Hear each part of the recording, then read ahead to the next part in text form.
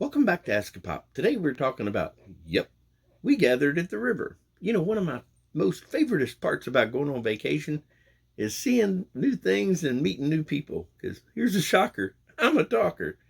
And the fact that our niece is a pastor at a church, well, that's a must-do stop on the Rice Mobile 2026 Vacation-O-Rama. And then she went and did something that I hadn't planned. That little so-and-so went and updated something that this old guy had locked in his brain for the last 40 years that my beloved Papa had taught me. The nerve of her. You see, back when I was a young whippersnapper, maybe a little bit older than the pic that I'm showing here, I'd ask my Papa why we keep going to church after we'd learned, Jesus good, devil bad, and I get saved. And there's a whole lot better ways to spend your Sunday. And he just smiled at me the way he always did, and he said, honey, church is like an alternator in a car. It charges up your Christian batteries.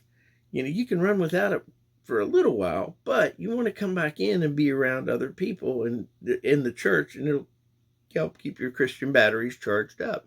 Now, as an elder of the church and as, Christian educator, I can now give a much different answer and a fuller answer. But at the heart of it, that still holds true, because being around like-minded folks and being around them on a regular basis does help keep us rooted and accountable.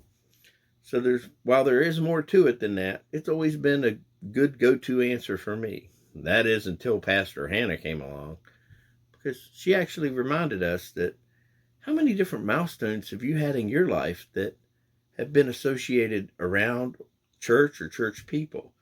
How many tears have been shed and wiped away? How many hands have been held?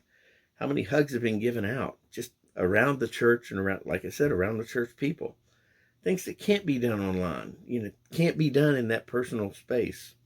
In the Bible reading she used in Hebrews, how many times they used the word us? Because knowing Christ is not, knowing and searching Christ, it's a communal event. So I guess this old dog did learn some new tricks. And while I do go to church to get my batteries charged up, now I know why. And I hope that while others are charging my batteries, I can, in some small way, be that little charge for somebody else as well, because that's what God wants us to do together. The Bible verses today are Hebrews 10 and Psalm 92. As far as questions go, do you have any old held beliefs that sometimes get rocked by the new generation teaching you something new? And how about your thoughts on church? Love to hear them. God bless you. Have a great day.